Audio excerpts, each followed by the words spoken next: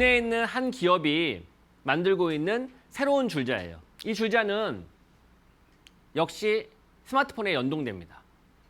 이 줄자를 스마트폰과 연결해서 내 신체 치수를 재게 되면 현재 목둘레, 허리둘레, 엉덩이둘레, 발목둘레, 팔목둘레 이런 모든 것들을 측정하고 고스란히 스마트폰에 있는 앱을 통해서 확인할 수가 있죠. 예전 같으면 내가 허리둘레 재고 어디다 기록을 해야 되거든요. 메모를 하고. 그런데 이 줄자는 스마트폰에 내 신체 전체 치수와 함께 자세하게 몇 월 며칠 몇 시에 잰 내 신체 치수가 무엇인지를 확인할 수 있도록 해주죠. 그러다 보니까 비교 관리가 쉬워요. 일주일 전은, 한 달 전은, 1년 전은 전체 치수 중에서 어떤 치수가 가장 빠르게 줄어들었는지, 어떤 치수는 오래도록 오히려 늘어났는지 이런 것들을 금세 비교, 추적 관리할 수가 있죠. 뭐 일례로 다이어트를 하거나 운동선수라서 뭔가 체계적으로 나를 관리하고 싶을 때 아주 유용한 기능이라고 할 수가 있죠.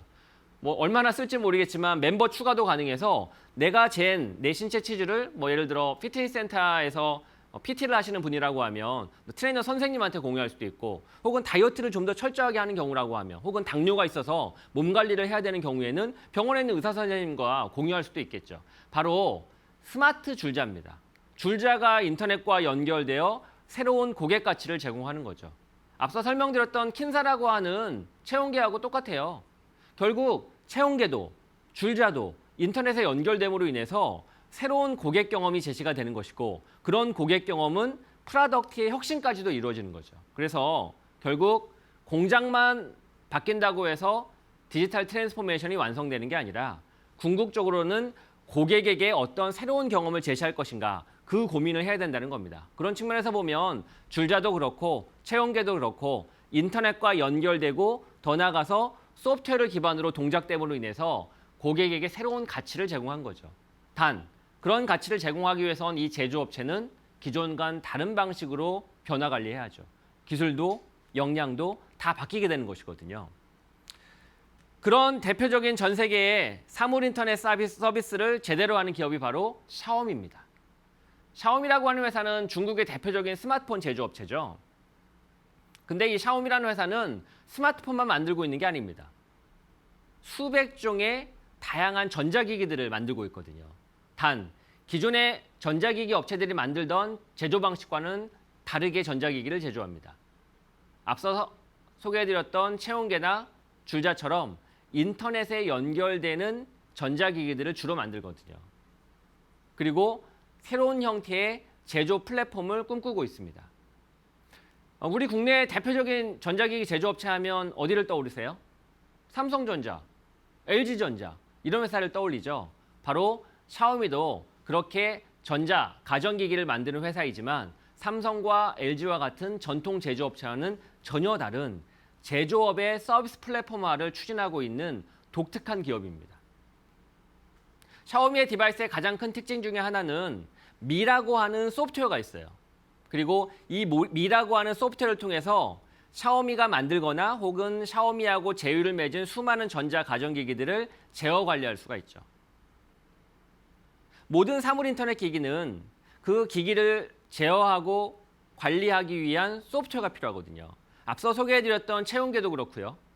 줄자도 그렇고 그 줄자와 체온계를 제대로 쓰기 위해서는 앱이 필요합니다.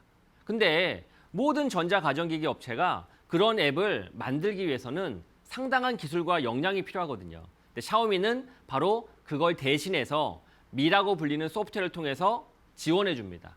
즉 수많은 작은 중소 제조업체가 디지털 디바이스를 만들어서 이걸 인터넷에 연결시키고 그렇게 연결시킨 디바이스를 보다 효율적으로 잘 쓰게 만들기 위해서 미라고 하는 소프트웨어를 이용할 수 있도록 오픈하고 있다는 거죠. 그러다 보면 샤오미하고 제휴를 맺은 수많은 전자기기 업체들은 늘어나게 되겠죠. 사실 작은 중소 제조업체가 직접 클라우드 시스템을 운영하면서 소프트웨어를 개발을 해서 사용자에게 자기가 만든 디바이스를 잘 제어 관리할 수 있는 서비스를 만든다는 일이 쉬운 일이 아니거든요. 앞서 소개해드린 것처럼 다른 기술을 사용해야 되고 역량도 다르거든요. 또한 그런 시스템을 지속적으로 업그레이드하고 유지 관리하려고 하면 비용이 많이 듭니다. 반면 샤오미라고 하는 회사의 미라고 하는 소프트웨어와 클라우드를 이용하게 되면 그게 훨씬 더 줄어들게 되죠. 그러다 보니 이 수많은 가전기기들이 미라고 하는 소프트웨어를 중심으로 샤오미가 그 중앙에 있고 그런 샤오미의 중앙에 있는 플랫폼을 기반으로 모든 것들이 연동돼서 돌아갑니다. 그러니 사용자는 샤오미하고 제휴를 맺은 전자기기, 예를 들면 로봇 청소기, 집에 있는 에어컨, 공기청정기, 이 수많은 기기들을 미라고 하는 소프트웨어만 설치하게 되면 쉽게 관리하고 제어할 수가 있는 거죠. 만일 내가 집에 10가지의 사물인터넷 기기가 있는데 그 10가지의 사물인터넷 기기를 통제 관리하기 위해서 앱을 10개를 설치한다고 생각해 보세요. 엄청 불편하겠죠. 반면에 샤오미의 미 소프트웨어 하나만 이용하게 되면 모든 걸 이용할 수가 있어요. 사용자 관점에서도 편하고 중소제조업체 관점에서도 10개를 만드는 각각의 중소제조업체가 소프트웨어를 직접 개발하고 운영한다고 생각해 보세요. 비용이 얼마나 많이 들겠어요. 반면에 샤오미의 소프트웨어를, 클라우드를 이용을 하게 되면 그런 비용 절감 효과가 있겠죠. 그래서 샤오미는 본인이 중앙에 있고 수많은 사물인터넷 전자제조업체와 그걸 이용하려고 하는 사용자를 샤오미라고 하는 이 플랫폼은 클라우드와 미라고 하는 소프트웨어로 구분되죠. 미라고 하는 소프트웨어는 사용자가 쓰는 것이고 클라우드는 중소제조업체가 사용하는 시스템이라고 보시면 됩니다. 이렇게 연동되는 서비스를 운영하고 있죠. 이러다 보니 샤오미는 현재 300곳이 넘는 파트너를 가지고 있고 전 세계에 1000종류가 넘는 수많은 디바이스를 판매하고 있습니다. 근데 그 디바이스는 샤오미가 다 만드는 게 아니라고요. 샤오미는 제휴를 맺어서 클라우드와 미라고 하는 소프트웨어만 제공하고 있고 그들의 파트너사가 이 수많은 제품들을 만들고 있죠. 바로 그런 방식으로 스마트홈 플랫폼을 구축하고 있는 기업들이 늘어가고 있습니다. 구글도 대표적인 회사 중에 하나고요. 또 SK텔레콤의 누구라고 하는 회사도 서비스도 스마트홈 플랫폼을 구축하고 있고 삼성전자는 스마트싱즈라고 해서 그런 시스템을 구축하고 있습니다. 이런 시스템을 이용하게 되면 집안 전체에 있는 수많은 가전기기, 전자기기들을 인터넷에 연결하고 그거를 구글 홈이나 혹은 누구나 스마트싱즈와 같은 시스템을 이용해서 통제 관리할 수가 있다는 것이죠. 그런 거를 중국의 샤오미가 하고 있다고 이해하시면 됩니다. 그러다 보니 중국 샤오미의 기업 가치가 무려 역사가 훨씬 더 오래된 LG전자보다 훨씬 더 고평가받고 있는 겁니다. 2020년 8월 기준으로 LG전자는 시가총액이 13조거든요. 근데 샤오미는 무려 3배 이상입니다. 57조입니다. 그런 이유가 샤오미가 LG전자보다 더 많은 가전기기를 팔아서가 아니라 바로 스마트홈 플랫폼이라고 하는 새로운 관점의 제조 서비스 플랫폼을 샤오미가 제공하고 있다 보니 그것이 기업 가치에 고스란히 반영되고 있는 것입니다.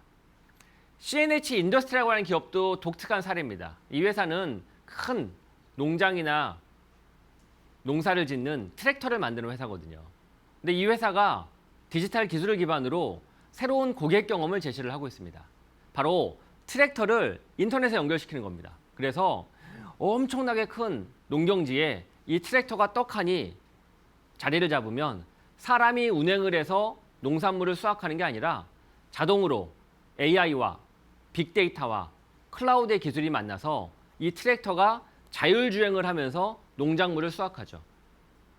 테슬라의 자율주행 기능보다 훨씬 더 효율적이에요.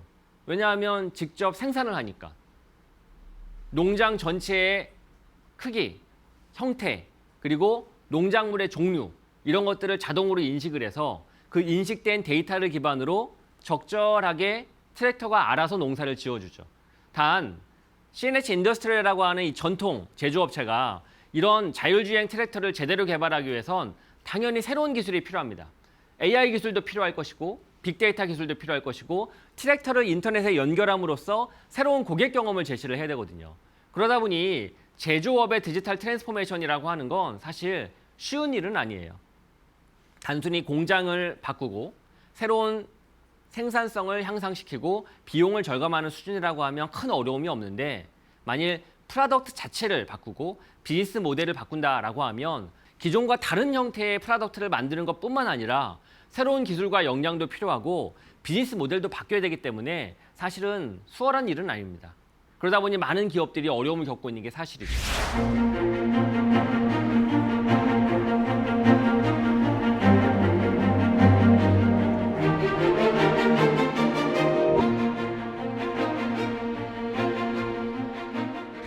저는 올해 CES 2020에서 재밌는 상품을 발견했거든요. 비지오라고 하는 회사가 만든, 뭐 아직은 만든 건 아니라 연구 단계에 이르더라고요. 이 디바이스는 뭐냐면 집안에 여러분들 특히 여름에 잠잘 때 모기가 윙윙 거리는 소리 때문에 막 짜증나고 막 깼던 적 많으시죠? 바로 이 비지오라고 하는 회사가 연구하고 있는 이 디바이스는 모기를 잡아주는 디바이스예요.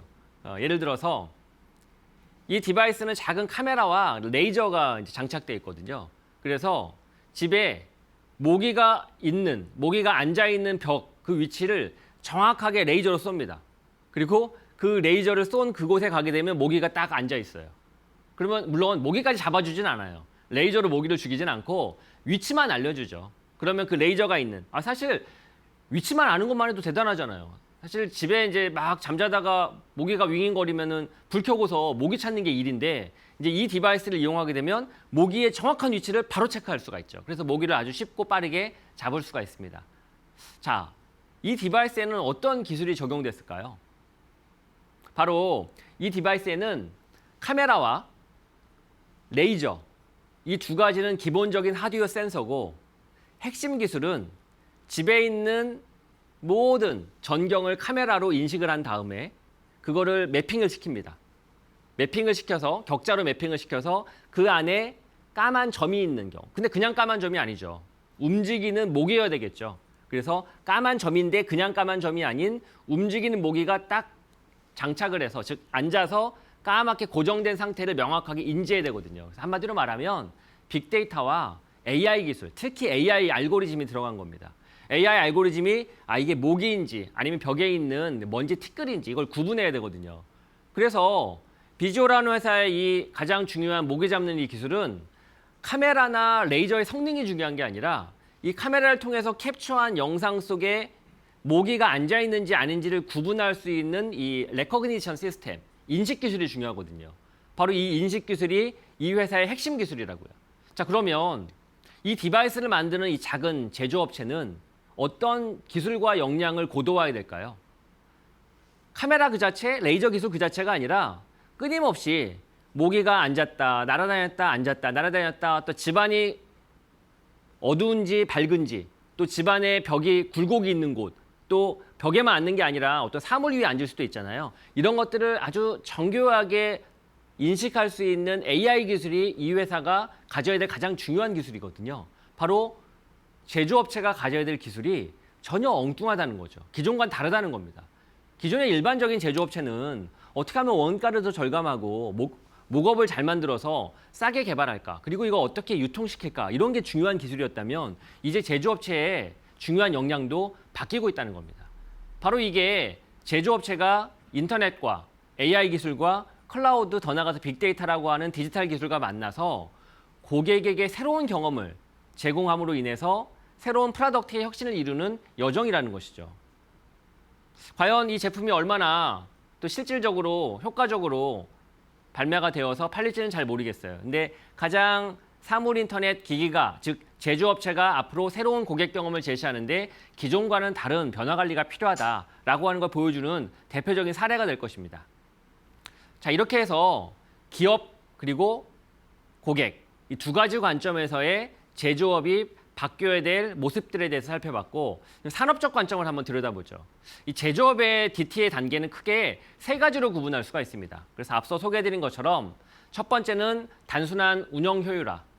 공장에 스마트 팩토리를 적용시켜서 공장의 비용을 절감시키고 과거에 있었던 비효율을 제거하는 정도의 수준. 이게 스텝 1이고요.